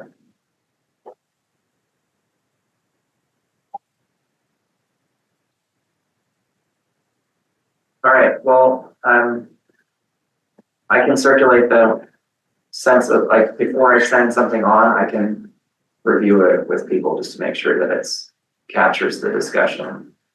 And then we will work with Adam and others on further exploration of these topics. Certainly, yeah, we'll try to get some examples for you and for it last for the next week. And I don't know what the process is, but if we want to, can we talk to the landowner, do you think? I mean, or there's an engagement for that particular parcel. Let's touch base afterwards. Yeah, historically, we've had like 2 or 3 planning commission members meet with applicants to talk about like what their goals are and how they could fit into the framework of the zoning in the town. So just to basically kind of workshop it a little bit. All right, well, if there's no further discussion, is anyone from the general public like to make any comments? Yeah, sure. So with all this conversation, you're saying you're changing apartment buildings to by right? We legally, council was saying that in Pennsylvania, all municipalities have to allow all types of housing. Right. So we have to have somewhere in the borough that allows an apartment building by right, is the intent. Because the county letter from May 2018 says, we note that the borough is currently in the process of writing a comprehensive plan, which is intended to outline future land use goals for the community. And while we support modifying apartment uses by conditional use rather than by right, we feel this inclusion of land use modification of 5A district may warrant additional discussion.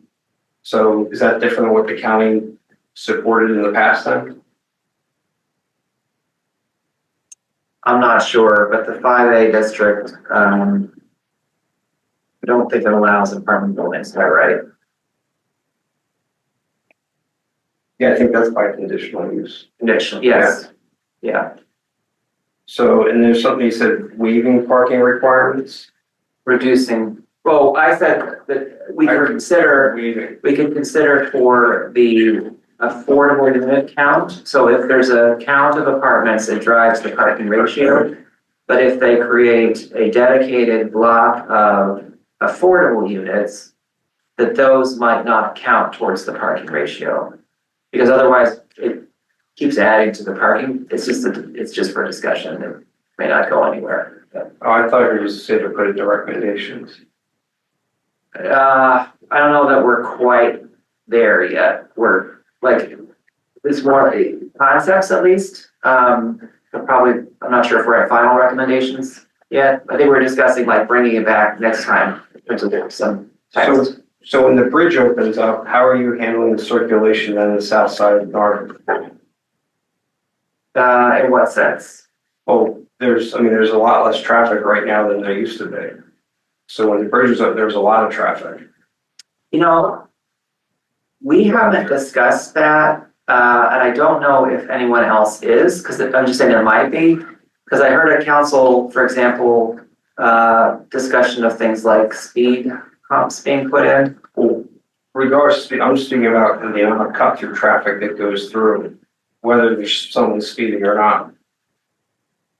Well, I mean, to your point, I would expect, and I do want to just let you finish your comments, but I would expect more traffic on South Narberth Avenue. There are some restrictions, I think now, but once the bridge is opened, primarily to get to the downtown. Yeah. No, it's all the, it's. Well, and I maybe coming off of Montgomery and then, turning left to get over the railroad tracks, sure. No, from Wynwood. Mm-hmm. It's like. Yeah, that's what I said, that off of Wynwood coming I thought north, it's off of Montgomery. and then off of Haverford coming south. So either way, the bridge opens up, it will bring cars. Right, so if you're talking about adding 50 more livable units, you figure at least a car a unit.